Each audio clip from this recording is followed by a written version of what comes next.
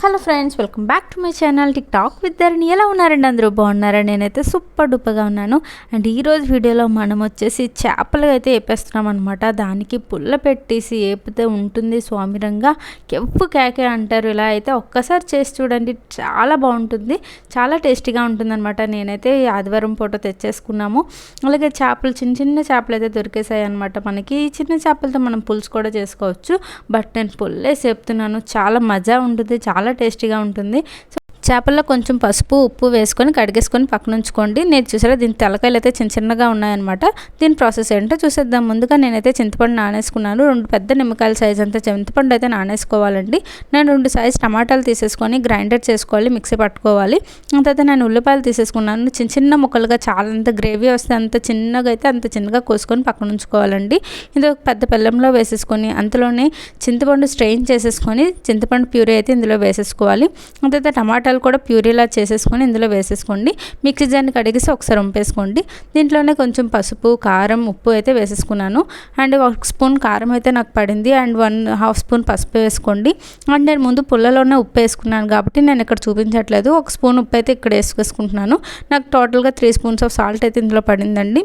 ఈ మసాలాని మనమైతే టేస్ట్ చేసుకోవాలండి. టేస్ట్ చూసుకొని పుల్ల చాలకపోతే పుల్ల, ఉప్పు చాలకపోతే ఉప్పు, కారం చాలకపోతే కారం వేసుకొని ముందుగా మనం సెట్ చేసుకొని ఉంచుకోవాలి.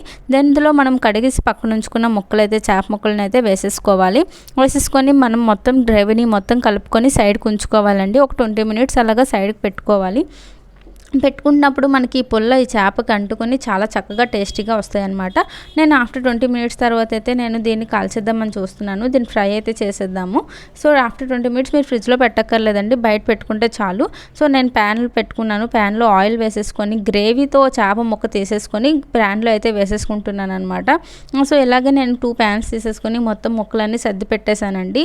సో గ్రేవీతో మనం వేసేసుకుంటే ఆ పుల్లతో చేప వేగుతుంది కాబట్టి మనకి టేస్ట్ చాలా బాగా కుదురుతుంది. సో మీరు ఒకసారి ఇలా ట్రై చేయండి. మీకు ఎలా కుదిరిందో కూడా నాకు చెప్పండి. సో నేను 2 ప్యాన్లకి ఈక్వల్గా సమానంగా సర్దేసేసి వేపేసాను అనమాట. సో మళ్ళీ కొంచెం టైం 10 మినిట్స్ అయ్యాక చేపను తిరిగేసుకోవాలండి. సో పుల్లతో ఎగుతుంది కాబట్టి చేప చాలా టేస్టీగా పుల్లగా చాలా చక్కగా ఉంటుంది, బాగుంటుంది.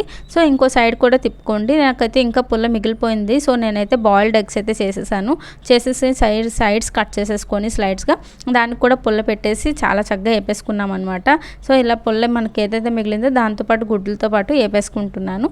సో ఈ ప్రాసెస్ మీకు నచ్చిందా? నచ్చితే లైక్ చేసి షేర్ చేయండి, కామెంట్ చేయండి, మీ ఫ్రెండ్స్కి కూడా షేర్ చేయండి. Thank you so much for watching. ఇలాంటి మరిన్ని వీడియోస్ కోసం నా ఛానల్ని సబ్స్క్రైబ్ చేస్తే